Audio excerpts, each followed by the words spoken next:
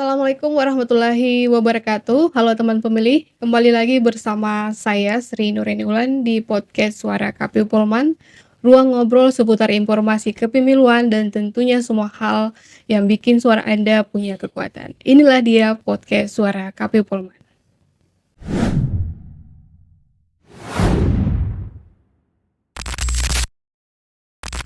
Baik teman pemilih, di episode kali ini kita akan membahas topik keterbukaan informasi publik itu sangat penting karena di era sekarang informasi itu bukan hanya sekedar kebutuhan tapi juga merupakan hak warga negara yang telah diatur dan dijamin oleh undang-undang. Dan untuk membahas itu semua, kita sudah kedatangan tamu yang spesial, yaitu Komisi Informasi Provinsi Sulawesi Barat, yaitu ada Bapak M. Daniel. Apa kabar Pak? Alhamdulillah, baik-baik. Baik Pak ya. Baik. Saya panggilnya apa nih? Saya terbawa ini loh waktu sebelumnya kan Pak Ya, Daniel adalah ketua ya. kami di KPU Kabupaten Polewali Mandar. Dari dulu sampai sekarang itu tetap Daniel. Dari dulu Ya, sampai sekarang dan ya. menjadi kebiasaan kami juga di KPU itu memanggil Bapak sebagai ketua ya Pak ya. Mungkin ya sudah berlalu lah itu. Ya, Ah, baik Pak. Terkait ya, keterbukaan publik ini Pak ya. ya. Mungkin sebelum kita masuk ke inti pembicaraan Pak, mungkin baiknya kita kenalan dulu Pak, biar teman pemilih tahu profil Bapak. Oh ya. Makasih. Assalamualaikum warahmatullahi wabarakatuh.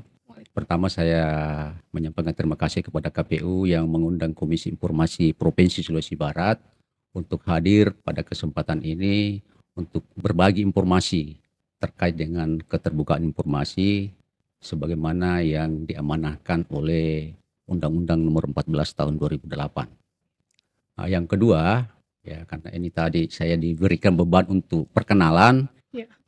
saya kira kalau di kantor ini semua kenal dengan saya. Cuma kan ini live ya. Iya. Ya dari dulu nama saya Daniel, M. Daniel, kemudian sekarang sebagai komisioner Komisi Informasi Provinsi Sulawesi Barat bidang penyelesaian sengketa. Jadi tugas saya itu lebih banyak berurusan dengan yang bersengketa. Saya kira itu. Baik. Informasi publik itu sebenarnya seperti apa sih Pak kerjanya? Jadi informasi publik itu adalah semua jenis informasi yang harus diketahui oleh masyarakat, oleh publik, yang dihasilkan oleh pemerintah, oleh lembaga eksekutif, lembaga yudikatif yang disebut dengan badan publik. Badan publik. Nah, ini yang perlu mungkin saya jelaskan bahwa badan publik itu adalah semua lembaga penyelenggara pemerintahan ya yang terdiri dari itu tadi eksekutif, legislatif, yudikatif, kemudian badan-badan lain yang memperoleh anggaran dari APBN maupun APBD baik keseluruhan maupun sebagian anggaran, termasuk organisasi kemasyarakatan yang memperoleh anggaran dari APBN atau APBD itu. APBN atau APBD. Termasuk organisasi masyarakat yang mengumpulkan dana dari masyarakat dan memperoleh anggaran dari APBD atau APBN dan luar negeri. Itu semua badan publik yang berkewajiban menurut undang-undang menyampaikan informasi publik. Komisi informasi ini kan tidak serta-merta lahir begitu saja Pak ya. Pasti Ya, ada betul. histori di balik itu semua. Mungkin bisa ceritakan Pak awal mula terbentuknya Komisi Informasi ini? Jadi terima kasih. Sebelum lahirnya Undang-Undang Nomor 14 Tahun 2008 tentang keterbukaan informasi publik, ini perjuangan mengenai keterbukaan informasi publik sudah mendunia. Nah, secara global desakan keterbukaan informasi publik itu mulai dari deklarasi di Sofia pada 24 September yang menyatakan bahwa keterbukaan informasi publik itu adalah hak masyarakat dan kewajiban badan publik untuk memberikan informasi kepada masyarakat. Kemudian seiring dengan lahirnya reformasi di Indonesia sampai terjadilah reformasi 98, kemudian tahun 2008 lahirlah Undang-Undang Nomor 14 tahun 2008. yang itu mewajibkan semua badan publik menyampaikan informasi publik kepada masyarakat sesuai ketentuan perundang-undangan. Jadi semua badan publik yang disebutkan tadi itu wajib Pak ya? Wajib Wajib. menyampaikan informasi. Baik, sebenarnya tugas utama dari Komisi Informasi Publik itu sendiri apa sih Pak? Jadi Komisi Informasi, strukturnya dulu saya mau gambarkan ya. Iya. Di tingkat pusat ada Komisi Informasi Pusat. Kemudian di tingkat provinsi ada Komisi Informasi Provinsi. Kemudian di tingkat kabupaten Iya, kabupaten. ada Komisi Informasi Kabupaten Kota. Tapi ini sampai sejauh ini di Indonesia kalau tidak salah hanya 4 atau 5 kabupaten yang memiliki Komisi Informasi. Di Polman tidak ada Pak? Di Polman belum ada. Karena itu tadi tergantung pada kebijakan dan kemampuan pemerintah daerah. Jadi tadi pertanyaan apa saja tugasnya? Tugas Komisi Informasi itu pertama menyelesaikan sengketa informasi. Iya. Ya, yang terjadi antara pemohon dalam hal ini masyarakat, kelompok orang atau badan publik atau badan hukum dengan badan publik yang tadi saya sebutkan Iya. itu.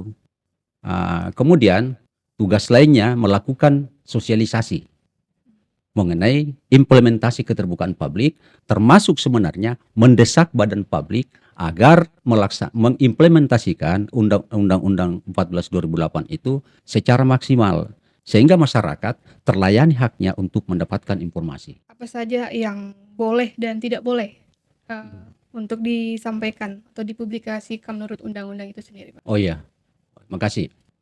Jadi ada 3 kategori informasi publik. Iya. Yaitu ada informasi berkala, ya. Kemudian ada namanya informasi serta-merta dan ada informasi setiap saat. Iya. Nah, selain ketiga informasi ini, ada satu yang namanya informasi dikecualikan. Itu yang tidak boleh dibuka kepada publik karena pertimbangan-pertimbangan tertentu. Itu. Jadi mungkin kita mengatakan wah semua kan sudah informasi keterbukaan informasi. Benar, tapi kita di negara yang diatur oleh hukum. Sehingga keterbukaan itu bukan berarti buka-bukaan. Iya.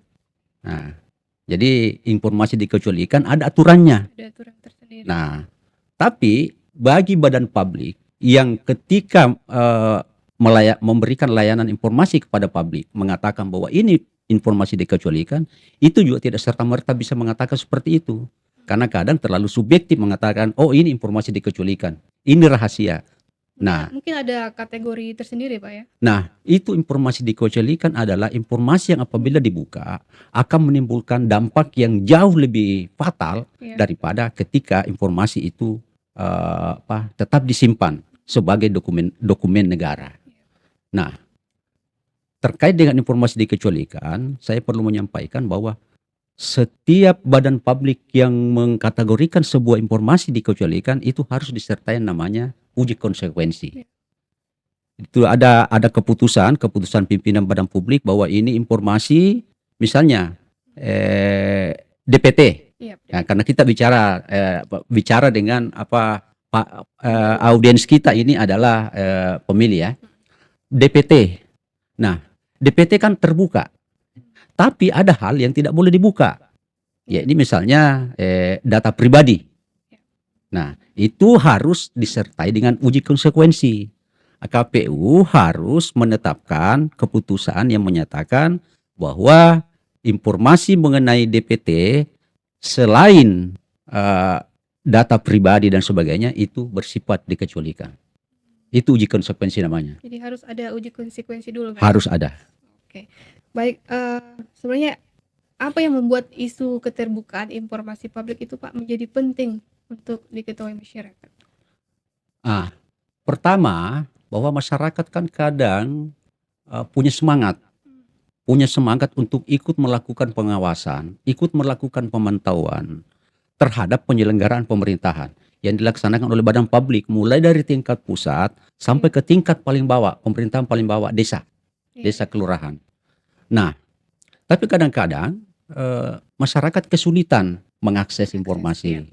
Sehingga itulah tujuan undang-undang supaya masyarakat yang ingin memperoleh informasi datang ke badan publik meminta informasi sesuai ketentuan perundang-undangan Kemudian badan publik yang memiliki informasi, yang menyimpan informasi itu juga memiliki aturan. Iya. Jadi istilahnya pemohon dan badan publik itu sama-sama mempunyai hak dan kewajiban. Hak dan kewajiban sebagai pemohon, hak dan kewajiban sebagai termohon istilahnya. KIP itu kan mungkin diibaratkan sebagai institusi penengah Pak ya, lembaga negara Ya, yang yang tugasnya ya pelayanan menyelesaikan sengketa. menyelesaikan sengketa. Tentunya dalam pelaksanaan keterbukaan informasi publik itu kan masih ada saja jauh dari kata ideal misalnya. Terkadang mungkin ada lembaga negara Ya. yang kadang-kadang khawatir untuk menyampaikan Informasi. informasi itu. Padahal itu informasi publik. Iya betul Pak. Kalau lihat dari kondisi di Sulawesi Barat Pak, bagaimana? Sebagai komisioner Komisi Informasi, saya ingin mengatakan, saya ingin menegaskan bahwa sejauh ini sudah ada upaya, sudah ada niat dari badan-badan publik, lembaga pemerintahan dan sebagainya untuk melaksanakan keterbukaan informasi itu. Tapi karena minta maaf kalau pemahaman mereka juga mungkin masih belum sepenuhnya utuh, Iya, iya. sehingga kadang-kadang informasi yang seharusnya dibuka itu disimpan. Bahkan dikatakan ini informasi yang dikecualikan. Padahal ada kriterianya untuk menyatakan itu informasi dikecualikan. Kalau khususnya di Sulawesi Barat Pak, apakah semuanya sudah punya komitmen atau masih ada sebagian yang ini? Di Komisi Informasi untuk melihat komitmen badan publik dalam kaitan dengan keterbukaan informasi publik itu adalah apabila, dan ini penting ya, apabila badan publik itu sudah memiliki yang namanya PPID. PPID. Pejabat Pengelola Informasi dan Dokumentasi. Nah, sejauh ini itu masih sangat kalau di persentase itu mungkin belum sampai 30% dari semua badan publik, mulai dari badan publik tingkat provinsi sampai desa. Nah, padahal PPID ini sangat penting karena dia adalah menjadi gerbang utama pelayanan informasi publik. Makanya dalam kegiatan, di setiap kegiatan kami selalu menganjurkan bahwa bagaimana badan publik itu memiliki PPID. Kadang kan masyarakat ada yang tidak puas Pak ya ketika dia ingin meminta informasi publik itu. Nah, bagaimana mekanisme penyelesaian sengketanya Pak? Jadi pertama saya mau katakan bahwa sengketa informasi itu terjadi karena masyarakat tidak memperoleh haknya untuk mendapatkan informasi sebagaimana mestinya. Nah, sengketa ini mulai berawal dari karena badan publik, katakanlah di sebuah badan publik ada PPID atau tidak ada PPID, tidak memberikan layanan informasi. Nah, jadi mekanismenya ketika pemohon informasi tidak memperoleh layanan informasi sebagaimana yang diharapkan, maka dia punya hak untuk mengajukan permohonan sengketa informasi ke Komisi Informasi Provinsi. Nah, tapi tidak ujuk-ujuk semua orang yang tidak terlayani langsung bisa ke Komisi Informasi. Iya. Ada mekanismenya. Nah, pertama, pemohon informasi itu kewajibannya ya. Kewajibannya adalah meminta informasi kepada badan publik. Katakanlah di OPDA instansi A atau di KPU, katakanlah seperti itu. Dia minta informasi KPU. Nah, kemudian dia harus bersurat secara resmi.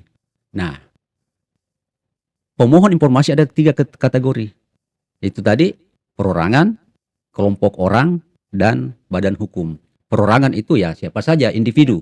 Kemudian kelompok orang adalah pemohon informasi yang terdiri dari lebih dari 2 orang.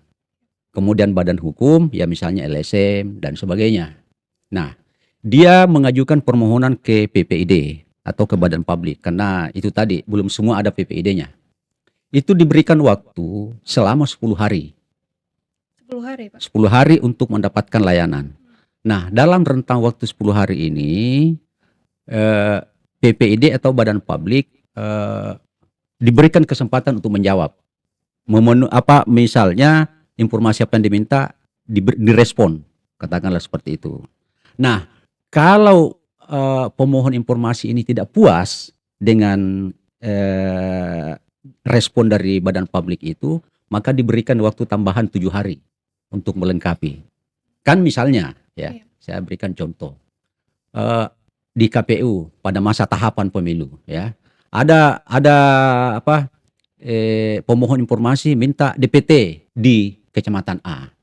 Nah, tapi ini kan, DPT ini belum semua masuk di KPU, katakanlah seperti itu. Maka diberikan waktu 7 hari itu untuk mengumpulkan dokumen yang dibutuhkan. Jadi Ya, ada masa masa tunggu. masa tunggu. Tapi ini ya, 10 hari, 7 hari itu hari kerja. Oh iya, iya. Semuanya harus hari kerja. Semua hari kerja, bukan hari kalender ya.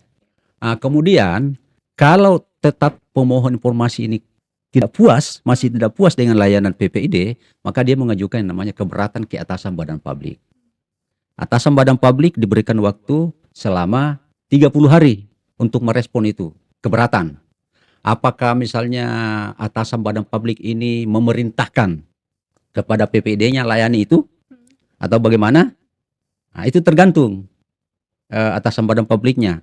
Itu 30 hari. 30 hari. Kalau masih tidak puas, dalam jangka waktu 30 hari itu masih tidak puas, maka terhitung dari hari terakhir 30 itu, selama 14 hari ke depan paling lama, pemohon informasi yang tidak puas itu mengajukan Sengketa. permohonan sengketa ke Komisi Informasi.